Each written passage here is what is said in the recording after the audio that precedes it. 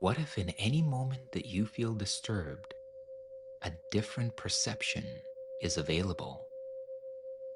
Could it be that peace is always an option, even when your mind insists that it isn't? Peace is not found by changing the world, but by changing what you choose to see. Today we are contemplating lesson 34. I could see peace instead of this. This lesson is where the Course stops circling around the possibility and names the alternative directly. It's not some abstract or conceptual idea of truth or God or enlightenment. It is peace, a choice that is deliberate and psychologically precise. Peace is not what comes after understanding. Peace is what becomes visible when understanding, which is based on the past, stops interfering. The perceptual error that we are undoing in this lesson is this. You believe your current interpretation of what you see is compulsory, but it isn't. Peace is not an outcome, definitely not an outcome of circumstance. It is a way of seeing, and perception always begins internally. This is why during the practice periods we're invited to turn inward with our eyes closed. You are not searching for peace in circumstances. You are actually withdrawing your investment from unloving thoughts about what you see. The lesson is unwaveringly practical in this way. Peace does not require you to solve the situation. It only requires you to stop using the situation as justification for fear. In other words, stop scaring yourself in your own imagination. You are taught to look at the offending thought quite casually. Definitely not to wrestle with it, not to try to fix it, and not engage in the drama of it, but instead let it pass and remember the option that's always available to you. I could see peace instead of this. And remember that this sentence is not an affirmation. It is choice. And the shorter applications that this lesson invites us into are essentially a form of protection from forgetting, a refusal to let the temptation of being right recruit you into conflict once again. It also talks about depression, anxiety, worry, and it reveals to us that these are not facts. They are also perceptions that you can replace through your choice. Not a choice that's rooted in force, but simply one rooted in willingness. Peace, then, is the other way of seeing. And now, before we go deeper in our contemplation, let's pause here and open into that full and lucid presence that is already and always available. Perhaps allowing your body to relax, your breath to deepen, your jaw to loosen. Come fully into here and now.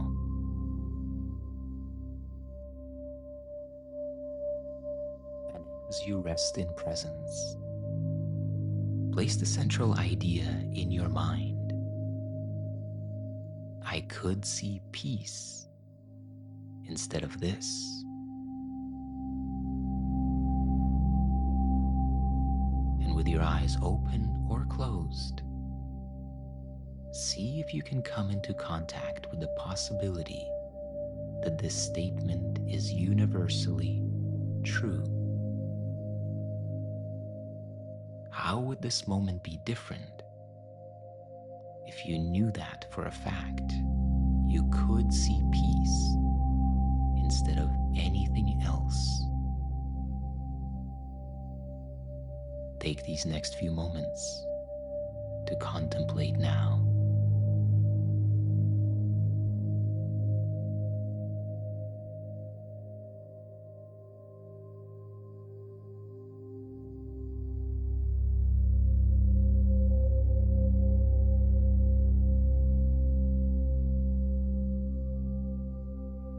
And now, let's begin to unfold our contemplation into dialogue. And the very first question that I want to ask is this. The lesson doesn't say you should feel peace. It says you could see peace. Why does that distinction make such a big difference? Oh, I see what you're getting at now. Could see feels lighter, doesn't it? Like there's no demand to manufacture feeling, just the possibility of a shift in perspective. It's not about summoning something from nowhere, but recognizing that peace is already there as an option. Maybe the ego feels threatened by should because it wants to control outcomes, but could just offers another way of looking without forcing anything. Right? Like revealing possibility. But what does it mean then to see peace rather than to achieve it? That feels subtle, doesn't it? Seeing peace isn't about getting somewhere or fixing something. It's more like noticing what's already present but obscured by our mental overlay, like lifting a veil rather than building something new. When we're chasing peace as an achievement, we stay trapped in the very conditions we're trying to escape from: the striving, the longing, the sense of lack. Seeing feels more spontaneous, more aligned with what's already the case rather than what needs to happen. So, how does that reframe the idea that peace depends on circumstances changing first? That's the key, isn't it? I could see peace instead of this situation. We usually think we need the situation to change, the people to change, the internal state to calm down first. But this shift lets us turn that whole script on its head. The seeing comes first, the peace comes first. The change that then happens in the conditions around us becomes secondary. Almost like the circumstances don't dictate what's experienced at all. They simply reflect what is. So, the practice also asks us to look at fear, anxiety, and unloving thoughts instead of correcting them. Can you expand on why that is?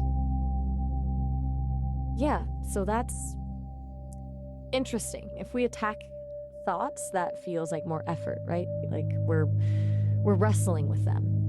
But when we just notice them, I could see peace instead of this anxiety. We're not adding another layer.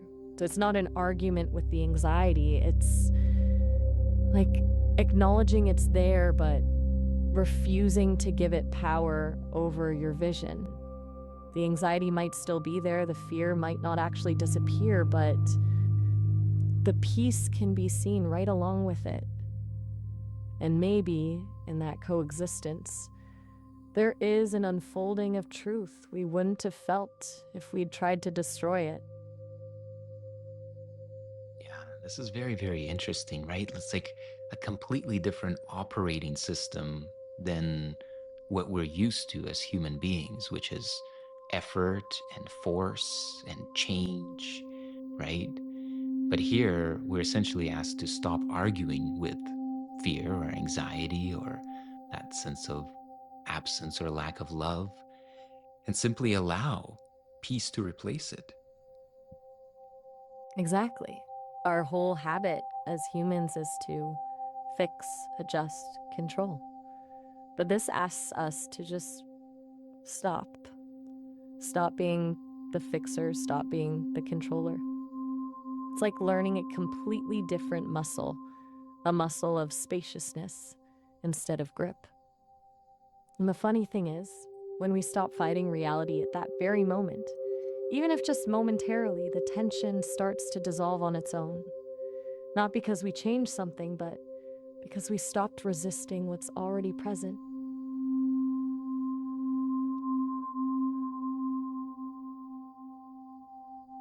So, would you say that choosing peace is the same as doing nothing? Or does it change how action arises? That's a really good question. I think it changes the source of action, doesn't it? When we're trying to fix or control, action comes from a place of lack. I need to do this to get that. But when we choose peace instead, action seems to flow from somewhere else. Like there's no urgency behind it, no striving. It's more like responding to what's here now rather than acting from an agenda or a deficiency. So, what do you think then becomes possible when action comes from peace rather than reactivity? Oh, everything feels different. When action comes from peace, it doesn't feel exhausting. It doesn't need to be perfect or forceful. And there's this sense that any action, no matter how small, carries real weight. Like it's connected to something larger than us. It also feels way less personal. The outcome becomes almost secondary. Right? So, it's like it's not about the outcome, it's almost like it's an extension of peace itself. Exactly. It's like peace is being offered through you rather than you acting to generate peace. There's such a difference. It moves action from being about fixing ourselves or the world to simply being with what is without the need to alter it. The action then becomes almost like a gift rather than a transaction. But why does it sometimes feel like peace is the wrong response? Like, even when it's clearly available, like we can see, we can drop the story or the struggle or the resistance, and yet, do you know what I mean? Yes, I do. It's like there's this part of us that's been trained to feel wrong when we're not being productive or busy. Like a still pond seems boring compared to a stormy sea, but actually it's where the deepness and clarity live. I think part of it is that our ego identifies with being the problem solver. When there's no problem to solve, our stories of importance and purpose get shaken up. Maybe a lot of what feels wrong about seeing peace is just our identity getting destabilized. Mhm. So then, if nothing outside of us has to change for peace to be seen, what is it then that stops us from choosing it right now? That's the heart of it, isn't it? I think it's really just belief. The belief that our struggles are real and important. The belief that our identities depend on maintaining them. It's a very hard habit to break when we've built our whole selves around needing these stories to be true. But beneath it all, there's this very simple space of awareness that doesn't need any of it. The choice to see peace is always there. It just requires recognizing what our hearts or thoughts have made important instead of just letting it go. Yeah. Okay. This has been really insightful. I just want to Maybe as we come to the close of this conversation, I want to ask you a question like this. You know, in what we just touched in on, I could almost sense that it's a value judgment, right? It's like we value perhaps being right, or being in that protection mode, or being in a certain identity. We value that more than peace. And that's why it's hard, or it may feel like irresponsible or not appropriate to choose peace in a circumstance. How do we shift our sense of value so that we can truly value what is truly valuable? I think it's really like, what do we actually need to be happy beneath all the layers? If you strip away the stories we tell ourselves about how we should be, what we need to fix, what threats are out there, what's not a mental answer we can manufacture. It's more like a quality we uncover when we stop defending something. And maybe that's the shift. Stop defending the rightness of our position and just pause instead. Maybe something else reveals itself in that pause. Like, you don't need to make anything happen. There's something already present that doesn't need fixing. Yeah, like a discovery of what is already and always here.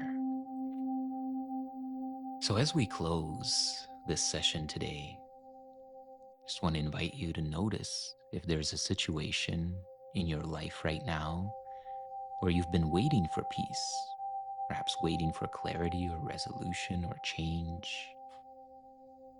And what if, just for a moment, you allow the possibility that peace is already available, right in that very place where the situation seems to urgently need resolution. So if something surfaced for you throughout this contemplation and dialogue, feel free to share it in the comments.